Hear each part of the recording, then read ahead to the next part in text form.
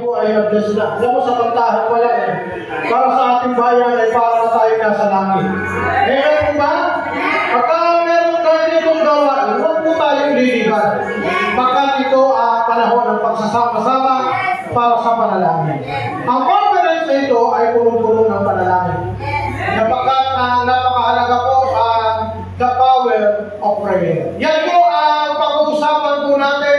You may be an ordinary, sa tingin mo you are an ordinary Christian, but you have the extraordinary power. Remember in the time of na mga unang lingkod ng Panginoon.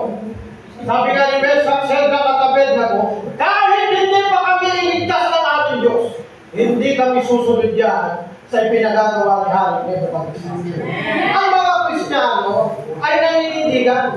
Ang mga lingkod ng Panginoon, si Daniel, na itinapon sa leon, ay hindi nagpasubali sa kanyang panalangin. Iniligtas siya ng ating makapangyarihan Diyos na Muhammad. Si Pedro, na nakita niya ang Panginoon na gusto na tumawid sa tubig. Gusto rin ni Pedro. Ay, may po ba? Bakit po kilala na natin? Gusto niyo bang makalakad sa ibabaw ng tubig? Gusto niyo bang makalakad sa apoy? Hallelujah. Amen. At iba na ang tingin sa akin.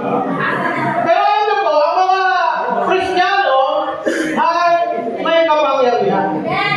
Sabi mo nga sa katabi ko, may kapangyarihan ka.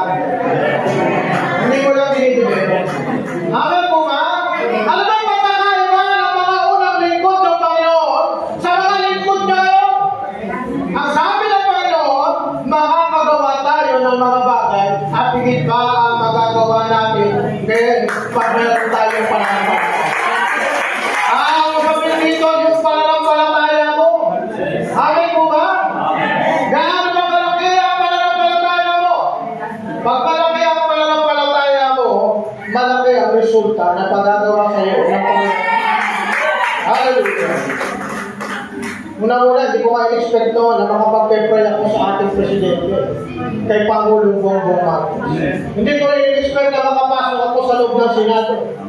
We may just be an ordinary. Kayo gagamitin kayo. Huwag kayong umasa sa politiko. Umasa kayo sa Panginoon.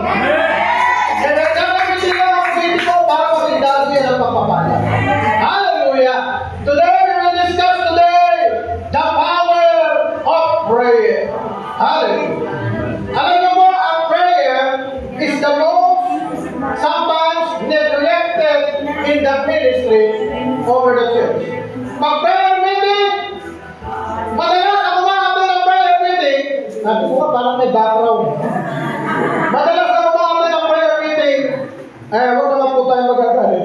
Madalas yung dumadalo ng prayer meeting, puro mga may edad eh. Diba? Nasa rin yung mga kabataan pag prayer meeting. Hindi nila mapansin. Ako natin sa prayer meeting. A church without prayer is dead. Ang isang simbahan na hindi nananalangin, tandaan na po yan, mamamatay ang simbahan na yan. Kapag wala ang panalangin. Kaya nga nandito tayo sa prayer worship, Pastor Lino. Bakit?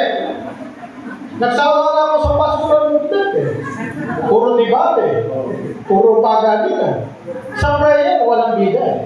Ang bida ang Panginoon. Kasi ang kinakausap mo, ang Panginoon.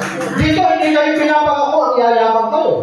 Kasi mayaman na kayo. Amen! Hallelujah! Amen po ba? Maraming Kristiyano gusto marinig prosperity gospel. Yayaman ako! Pag hindi yumaman, nagpo-prostrate. Ha? Pero sa prayer, yayaman ka. Hallelujah! Purihin ang Panginoon, mga minamahal. Pero dahil nasa prayer room tayo, ay kailangan mag-pray muna tayo. Tayo po lahat ay tumayo at tayo po ay dumako sa pananalangin.